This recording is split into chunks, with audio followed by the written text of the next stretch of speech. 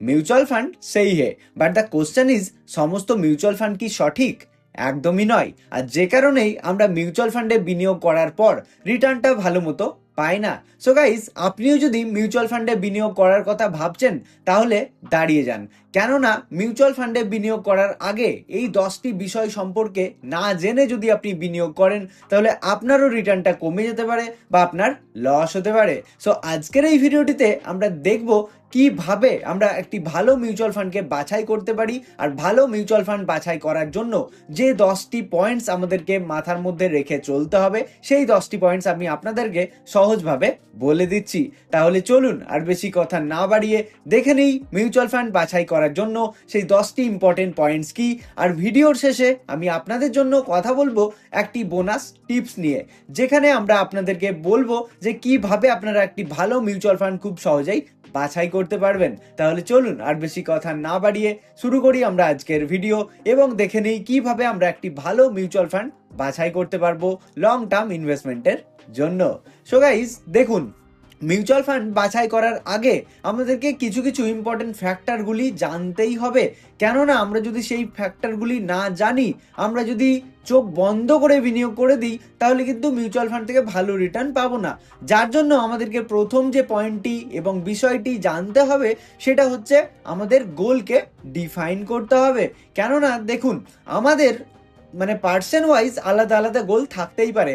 কারোর জন্য হতে পারে রিটায়ারমেন্ট বেসিসে কেউ বিনিয়োগ করতে যাচ্ছেন, বা কারোর জন্য চাইল্ড এডুকেশনের জন্য ইম্পর্টেন্ট সেজন্য বিনিয়োগ করতে চাইছেন, আবার কেউ ওয়েলথ ক্রিয়েট করতে চাইছেন, আবার কেউ তার শর্ট টার্ম একটি গোল রয়েছে, যেমন গাড়ি কিনতে চান বা বাড়ি বানাতে চান। সেই সমস্ত কারণে মিউচুয়াল ফান্ডে বিনিয়োগ করতে যাচ্ছেন আপনি। তাহলে আপনার কি গোল সেটা কিন্তু আপনাকে প্রথমেই ডিসাইড করে নিতে হবে, ঠিক আছে? তো যে জন্য প্রথম আমাদের যে পয়েন্ট সেটি হচ্ছে ডিফাইন ইয়োর গোল। আপনাকে আপনার গোলটাকে ডিফাইন করতে হবে যে আপনি কেন বিনিয়োগ করছেন, কেননা আপনার ইনভেস্টমেন্টের যে পারপাস সেটার বেসিসে একটা ইনভেস্টমেন্টের ডিউরেশন আপনি হয়ে থাকবেন। কোন বেসিসে আপনি বিনিয়োগ করতে যাচ্ছেন?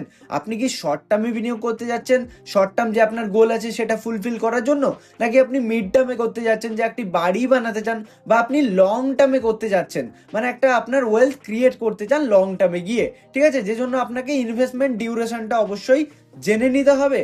অ্যান্ড যেটা আপনাকে জানতে হবে সেটা হচ্ছে আপনার রিস্ক অ্যাপেটাইট বা রিস্ক টলারেন্স, আপনি কত পরিমাণে রিস্ক নিতে পারবেন। সো দেখুন, কেউ কেউ হয়তো লো রিস্ক নিতে পারবে, ধরুন যাদের বয়স একটু বেশি হয়ে গেছে, ইনকাম সোর্স আর নেই সেভাবে, তারা কিন্তু অল্প রিস্ক নিতে চান। আবার কেউ কেউ একটু মডারেট রিস্ক নিতে চান, একটু রিস্ক নিয়ে একটু ভালো রিটার্ন আনতে চান। আবার কেউ কেউ অ্যাগ্রেসিভ ইনভেস্টার হন, বয়স অল্প এবং ইনকাম ভালো রয়েছে, তাই বিনিয়োগটা একটু বেশি করতে পারবেন এবং রিস্কটা নেওয়ার ক্ষমতা একটু বেশি, যাদেরকে বলা হয়ে থাকে অ্যাগ্রেসিভ বা হাই রিটার্ন ইনভেস্টার, ঠিক আছে? তো আপনাকে কিন্তু জানতে হবে যে আপনার গোল অনুযায়ী আপনি কত বছরের জন্য বিনিয়োগ করতে যাচ্ছেন এবং আপনি কত রিস্ক নিতে পারবেন, ঠিক আছে? এরপরে নাম্বার 2 এ যেটা আপনাকে দেখতে হবে, খুবই ইম্পর্টেন্ট, এখানে আমরা কিন্তু ঘাবড়ে যাই, সেটা হচ্ছে আপনার ফান্ড টাইপকে চেক করতে হবে। আপনার যে গোল রয়েছে সেই অনুযায়ী আপনি কোন টাইপসের মিউচুয়াল ফান্ডকে বেছে নিতে পারেন। দেখুন, different types of mutual funds আমাদেরকে ডিফারেন্ট পারপাস কিন্তু দিয়ে থাকে। কিরকম? নাম্বার 1 হচ্ছে ইকুইটি ফান্ডস। তো ইকুইটি ফান্ডস হচ্ছে যে মিউচুয়াল ফান্ড শেয়ার বাজারেই বিনিয়োগ করে, ঠিক আছে? তাই শেয়ার বাজার যখন আসছে তখন কিন্তু রিস্কটা রয়েছে, তাই রিটার্নটাও এখান থেকে একটু বেশি পায়, ঠিক আছে? তো ইকুইটি ফান্ডে হাই রিস্ক থাকে, তাই হাই রিটার্নটা কিন্তু থাকে। আর যে কারণে আমি সাইডে লিখে রেখেছি, দেখুন, best for long term 5+ years, 5 বছরের বেশি যদি কেউ বিনিয়োগ করতে চাচ্ছেন মিউচুয়াল ফান্ডে, দেন আপনি কিন্তু ইকুইটি মিউচুয়াল ফান্ডের সঙ্গে যেতে পারেন। নাম্বার 2 এ রয়েছে ডেট ফান্ডস। ডেট হচ্ছে একটু লোয়ার রিস্ক ইকুইটি ফান্ডসের তুলনায় এবং একটু স্টেবল রিটার্নস আপনি পাবেন। সো যাদের টাইম ডিউরেশন হচ্ছে short to medium term, long টার্মের জন্য নয়, 2 বছর 3 বছর বা 4 বছর 5 বছর অবধি আপনি যদি বিনিয়োগ থাকতে পারেন, দেন আপনি কিন্তু ডেট ফান্ডসের সঙ্গে যেতে পারেন, ঠিক আছে? আর নাম্বার 3 তে হচ্ছে হাইব্রিড ফান্ডস, হচ্ছে ইকুইটি আর ডেট এই দুটো সংমিশ্রণে তৈরি হয় হাইব্রিড ফান্ডস, ঠিক আছে? তাই বুঝতেই পারছি এখানে কিন্তু mix of equity and debt আর ইকুইটি ফান্ডসের মিক্স রয়েছে, ঠিক আছে? এবং সব থেকে ভালো অপশনস যেটা আপনার কাছে হতে পারে অ্যাজ আ বিগিনার, সেটা হচ্ছে ইন্ডেক্স ফান্ড। কেননা ইন্ডেক্স ফান্ড কিন্তু কোনো ফান্ডস ম্যানেজার দ্বারা এখানে ম্যানেজ করা হয় না, সিম্পল তাদের বেঞ্চমার্কে কিন্তু মেনে চলে। তাই আপনি যদি নিফটি ফিফটিতে বিনিয়োগ করতে চাইছেন, আপনি নিফটি ফিফটির ইন্ডেক্স ফান্ডের মিউচুয়াল ফান্ডে বিনিয়োগ করে দিতে পারেন। অ্যান্ড নাম্বার 3তে যে পয়েন্টটা আপনাদের সঙ্গে শেয়ার করব সেটা হচ্ছে, দেখুন, পাস্ট পারফরমেন্স। বাট মাথায় রাখবেন, অতীতের যে রিটার্ন দিয়ে এসেছে সেই ফান্ড, সেই অনুযায়ী কিন্তু আমরা বলতে পারি না যে ফিউচারেও একই রিটার্ন দেবে। আমাদেরকে পাস্ট পারফরমেন্সটা দেখতেই হবে, বাট ওটাকে ধরে আমরা চলতে পারি না যে ফিউচারেও সেভাবে রিটার্ন দেবে। ঠিক আছে, কি কি দেখতে হবে? দেখুন, আপনাকে চেক করে নিতে হবে কমপক্ষে 3 বছর, 5 বছর আর 7 বছরের রিটার্ন। আপনি যে মিউচুয়াল ফান্ডটিকে বাছাই করছেন সেখানে 3 বছর, 5 বছর আর 7 বছরে কত রিটার্ন দিয়ে এসেছে সেই ফান্ড, সেটা কিন্তু আপনাকে চেক করে নিতে হবে। অ্যান্ড নাম্বার 2 যেটা করতে হবে সেটা হচ্ছে তাদের বেঞ্চমার্ক ইন্ডেক্সের সঙ্গে সেই ফান্ডের কম্পেয়ার করতে হবে। ঠিক আছে, কিভাবে কম্পেয়ার করবেন? যে বেঞ্চমার্ক মানে ধরুন কোনো একটি ফান্ড, ঠিক আছে, তাদের একটি বেঞ্চমার্ক রয়েছে, তো বেঞ্চমার্ক দিল ধরুন 10% এবং আপনার সেই ফান্ডটি দিচ্ছে 9%, তাহলে তো খারাপ, তাই না? তাদের বেঞ্চমার্ককেই বিট করতে পারেনি, তো সেই সমস্ত ফান্ডকে বাছাই করবেন না। আর নাম্বার 3তে যেটা দেখবেন সেটা হচ্ছে পারফরমেন্স দেখবেন মার্কেট ক্র্যাশেস টাইমে। মানে মার্কেট যখন ওপরে উঠছে তখন কিভাবে রিটার্ন দিচ্ছে সেটা দেখে আমাদের লাভ নেই। মার্কেট যখন নিচের দিকে পড়ছে, মানে মার্কেটে যখন ক্র্যাশ আসছে, তখন সেই ফান্ডটা কতটা স্টেবল থাকছে নাকি অনেক বেশি পড়ে যাচ্ছে। মার্কেট পড়ছে 10% আর আপনার ফান্ড পড়ে যাচ্ছে 12%, 15%, তাহলে সেই রকমের ফান্ড থেকে দূরে থাকবেন। নাম্বার 4 খুবই খুবই খুবই ইম্পর্টেন্ট, দেখুন, সেটা হচ্ছে ডিরেক্ট অর রেগুলার প্ল্যান।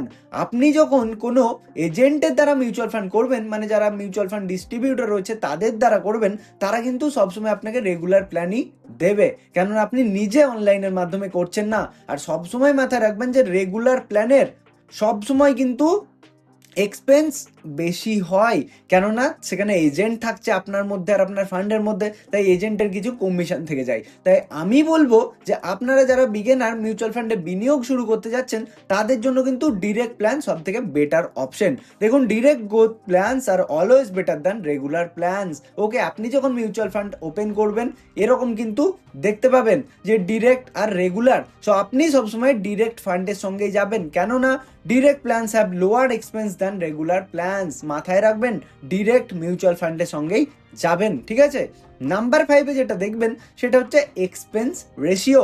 খুবই ইম্পর্টেন্ট একটি জিনিস।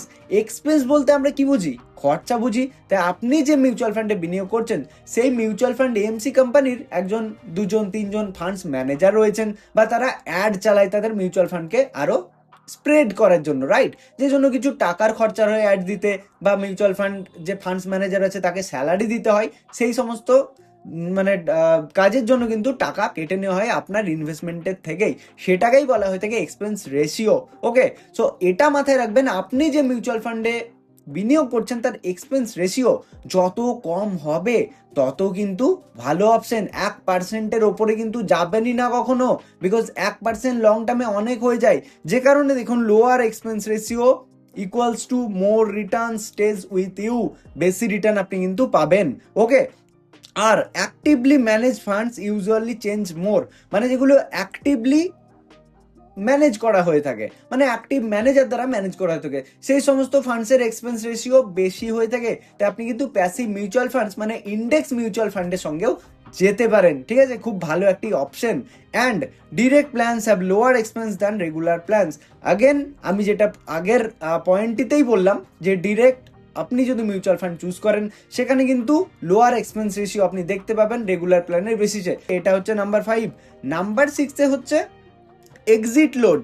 দেখুন, এক্সিট লোডটাও একটু চেক করে নেবেন যারা 1 বছর 2 বছরের জন্য বিনিয়োগ করছেন, কেননা এমন অনেক মিউচুয়াল ফান্ড আছে যাদের এক্সিট লোড 1 বছর 2 বছরে লেগে থাকে 1% বা 2%। মানে কি, আপনি আজকে টাকা বিনিয়োগ করলেন, আপনি যদি আজ থেকে 1 বছরের আগে টাকা তোলেন তাহলে কিন্তু আপনাকে পেনাল্টি হিসেবে 1% কি 2% দিয়ে আসতে হবে। আর নাম্বার 7 হচ্ছে রিস্ক লেভেল। এটা খুবই ইম্পর্টেন্ট, আপনাকে রিস্ক চেক করে নিতে হবে যে আপনার মিউচুয়াল ফান্ডের রিস্ক কত রয়েছে।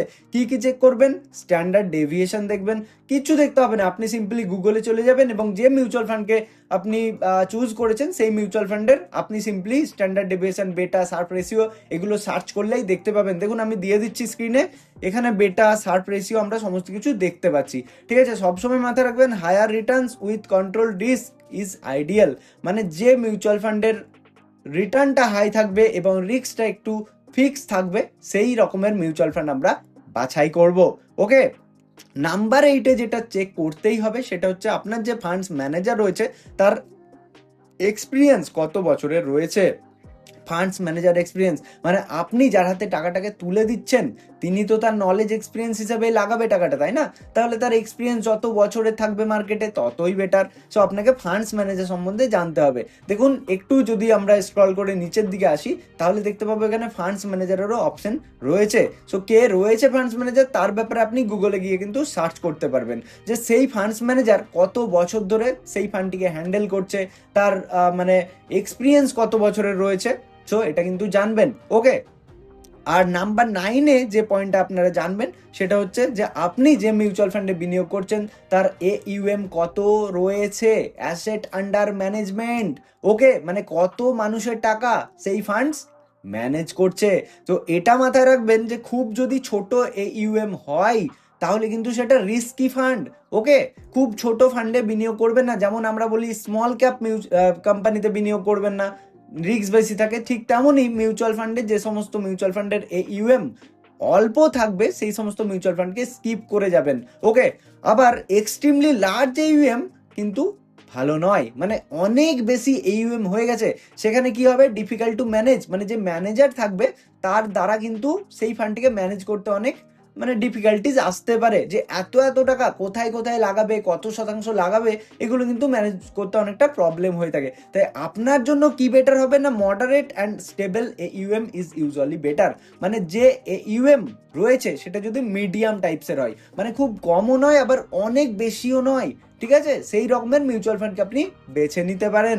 ওকে, আর নাম্বার 10-এ হচ্ছে যে পোর্টফোলিওর হোল্ডিংস, যে আপনি যে মিউচুয়াল ফান্ডে বিনিয়োগ করছেন সেই মিউচুয়াল ফান্ডের কোন কোন স্টকস রয়েছে, কোন কোন কোম্পানিতে ইনভেস্টেড রয়েছে সেটা কিভাবে দেখতে পাবেন। দেখুন নিচেই থাকে যে হোল্ডিংস, যে কোন কোন কোম্পানির শেয়ার কিন্তু আপনার মিউচুয়াল ফান্ডে রয়েছে। মানে আপনি একটি মিউচুয়াল ফান্ড কিনলেই এই সমস্ত প্রত্যেকটা কোম্পানিতে ইনভেস্টেড থাকতে পারছেন। ওকে, তাতে কি হবে যে ধরুন কোনো যদি মিউচুয়াল ফান্ড মানে অনেক বেশি কোম্পানিতে ইনভেস্টমেন্ট করে দেয় সেখানে কিন্তু ওভার ডাইভার্সিফিকেশন হয়ে যায়, মানে বেশি ডাইভার্সিফাইড হয়ে যায়, সেটাও কিন্তু ভালো নয়। আবার যদি কোনো মিউচুয়াল ফান্ড খুব অল্প কোম্পানিতে বিনিয়োগ করছে সেখানেও কিন্তু একটু রিস্ক থেকে যায়, তাই কিন্তু আপনাদেরকে এটা কিন্তু দেখে নিতে হবে। সো এবারে আসি আমরা বোনাস টিপসের ক্ষেত্রে, এই 10টি পয়েন্টস তো দেখবেন। সো যারা একদমই নতুন তাদের জন্য আমি একটি বোনাস টিপস দিয়ে দিচ্ছি, এটা কিন্তু মাথায় রাখবেন। সেটা হচ্ছে যে দেখুন আপনি চাইলে ইন্ডেক্স ফান্ডের সঙ্গে বা লার্জ ক্যাপ ফান্ডের সঙ্গে বিনিয়োগ শুরু করতে পারেন মিউচুয়াল ফান্ডে। আমি বলবো লার্জ ক্যাপেও যেতে হবে না, ইন্ডেক্স ফান্ডকে একটি বেছে নিন। মানে হচ্ছে নিফটি 50 বা নেক্সট নিফটি 50 বা সেন্সেক্স, এই সমস্ত যে সমস্ত ফান্ডস রয়েছে ইন্ডেক্স মিউচুয়াল ফান্ড, সেই সমস্ত মিউচুয়াল ফান্ডের সঙ্গে আপনি বিনিয়োগ শুরু করতে পারেন। কিভাবে? SIP মোডে, মানে সিস্টেম্যাটিক ইনভেস্টমেন্ট প্ল্যান, SIP বা SIP যাই বলুন না কেন, অর্থাৎ প্রত্যেক মাসে মাসে অল্প অল্প করে টাকা আপনি বিনিয়োগ শুরু করতে পারেন ইন্ডেক্স মিউচুয়াল ফান্ডের সঙ্গে।